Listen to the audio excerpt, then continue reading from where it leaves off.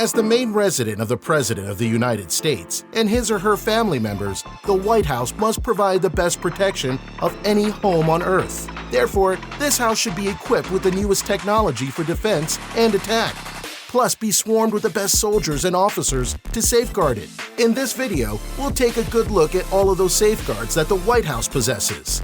As we proceed, be sure to show your support by giving us a thumbs up, sharing, subscribing to our channel, and hitting that notification bell for future videos. This is GenZone. Infrared sensors. Infrared sensors are a great medium in detecting objects within the proximity of the surrounding environment by using infrared waves. We often see them in huge establishments, such as tech companies, museums, and banks. And apparently, this sensor cannot just be absent when we talk about the layers of security that the White House provides.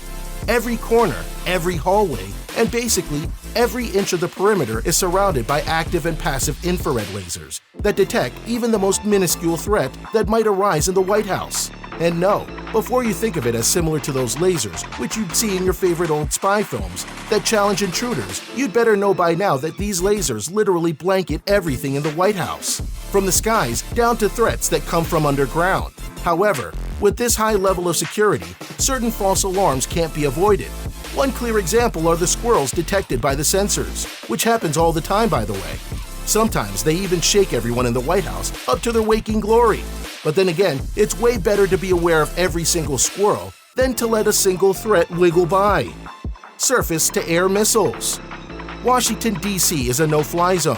Any plane not scheduled or following the strict path into Ronald Reagan National Airport are first given a warning. If they don't show any sort of compliance immediately, they'll be taken down by one of the countless surface-to-air missiles located around the Capitol. While it's known that many missile batteries are located in Washington, D.C., it's more of an urban legend that there's an Avenger missile system on top of the White House itself. That remains unproven, but the White House does have those high-tech laser systems that can detect any possible threat from a mile out, alerting other missile systems that then take down the threat, which probably means the guy who had fun with the drones might now be in charge of them. Or not. We'll never know. Drones. In January 2015, an unnamed government employee and amateur drone hobbyist was having fun with his drone outside the White House lawn after his shift. It was able to fly through the detection system fairly easily until it hit the ground and set off countless alarm systems, sending every single agent into a frenzy. The man wasn't charged because he was an employee at the White House and because it highlighted a major security fault in the systems at the time. Since then, the White House has employed drones of their own to act as both roving security cameras and to take down other drones that come into the area. Coincidentally, the same drones that the Secret Service now use are the same that the hobbyists used. The fence. Everyone always looks through the fence, but never stops to admire the awesomeness that is the fence itself.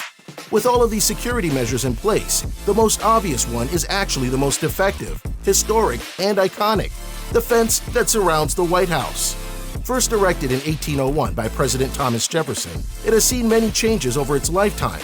What was once a simple barricade to keep the president's livestock on the property has now become an 11-foot-tall, vehicle-stopping, climb-resistant behemoth of steel and rebar.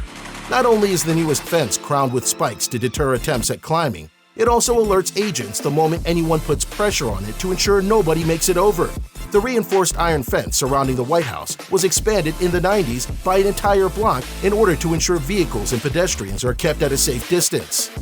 The iron fence has evolved greatly over the years, with a recent installment of anti-climb spikes, following an intrusion whereby an Iraq war veteran scaled the fence and attempted to enter the residence. Restricted airspace and roof security. Following the attacks on September the 11th, the heavily restricted airspace over the White House was expanded and enforced more rigorously.